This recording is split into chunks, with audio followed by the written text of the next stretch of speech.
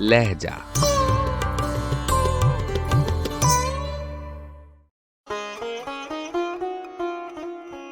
बहसो तकरार। मजमून सर सैयद अहमद खान। आवाज़ो पेशकश राहिल फारूक।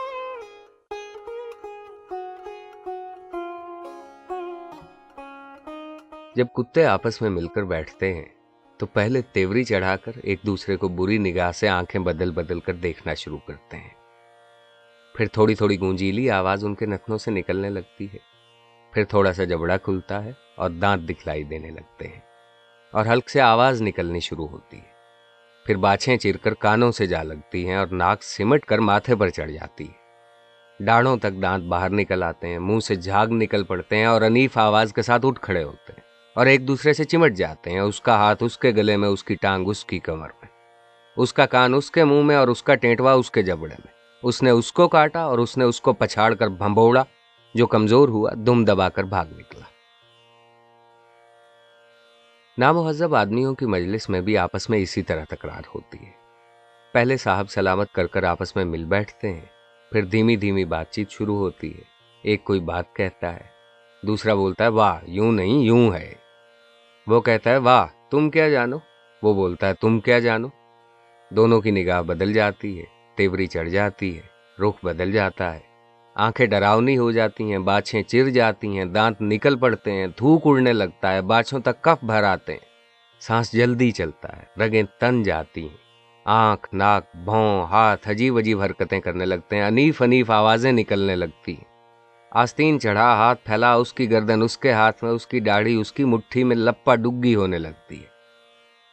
किसी ने बीच बचाव कर कर छुड़ा दिया तो गुर्राते हुए एक इधर चला गया और एक उधर, और अगर कोई बीच बचाव करने वाला न हुआ तो कमजोर ने पिट कर कपड़े झाड़ते सर सहलाते अपनी राह ली। जिस कदर तहजीब में तरक्की होती है, इसी कदर इस तकरार में कमी होती है। कहीं गुरफिश होकर रह जाती है, कहीं तू तुकार तक नौबत आ जाती है, कहीं आंखें बदलने और नाक चढ़ाने और जल्दी जल्दी सांस चलने पर ही खैर गुजर जाती है। मगर इन सब बातों में किसी न किसी कदर कुत्तों की मजलिस का असर पाया जाता है। लेकिन इंसान को लाजिम है कि अपने दोस्तों से कुत्तों की तरह बहसो तकरार करने से परहेज करे। इंसानों में इख्तिलाफ राय जरूर होता है और उसके परखने के लिए बहसो मुबाहसा ही कसौटी है। और अगर सच पूछो तो बेमुबाहसा और दिल लगी के आपस में दोस्तों की मजलिस भी फीकी है। मगर हमेशा मुबाहसा और तकरार में तहजीब और शाइस्तगी, मोहब्बत और दोस्ती को हाथ से न देना चाहिए। बस है मेरे अजीज हमवतनों, जब तुम किसी के बरखिलाफ कोई बात कहनी चाहो या किसी की बात की तरदीद का इरादा करो तो खुश अखलाकी और तहजीब को हाथ से मत दो। अगर एक ही मजलिस में दू बदू बातचीत करते हो तो और भी ज्यादा नरमी इख्तियार करो। चेहरा, लहजा, आवाज, वजह, लफ्ज इस तरह रखो जिससे तहजीब और शराफत जाहिर हो, मगर बनावट भी न पाई जाए। तरदीदी गुफ्तगू के साथ हमेशा सादगी से माजरत के लफ्ज इस्तेमाल करो। मसलन ये कि मेरी समझ में नहीं आया, या शायद मुझे धोखा हुआ या गलत समझा। गो बात तो अजीब है मगर आपके फरमाने से बावर करता हूँ। जब 2-3 दफा बात का उलट फेर हो और कोई अपनी राय को न बदले तो ज्यादा तकरार मत बढ़ाओ।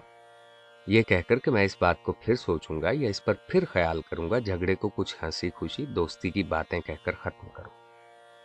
दोस्ती की बातों में अपने दोस्त को यकीन दिलाओ कि इस 2-3 दफा की उलट फेर से तुम्हारे दिल में कुछ कुदूरत नहीं आई है और न तुम्हारा मतलब बातों की इस उलट फेर से अपने दोस्त को कुछ तकलीफ देने का था। क्योंकि झगड़ा या शुबा ज्यादा दिनों तक रहने से दोनों की मोहब्बत में कमी हो जाती है और रफ्ता रफ्ता दोस्ती टूट जाती है और ऐसी अजीज शय जैसे कि दोस्ती हाथ से जाती रहती है।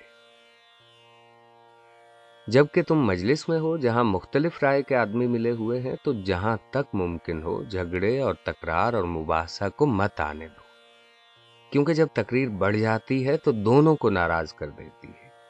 जब देखो कि तकरीर लंबी होती जाती है और तेजी और जोर से तकरीर होने लगती है तो जिस कदर जल्द मुमकिन हो उसको खत्म करो और आपस में हंसी खुशी मजाक की बातों से दिल को ठंडा कर लो। मैं चाहता हूं कि मेरे हमवतन इस बात पर गौर करें कि उनकी मजलिसों में आपस के मुबाहसा और तकरार का अंजाम क्या होता है।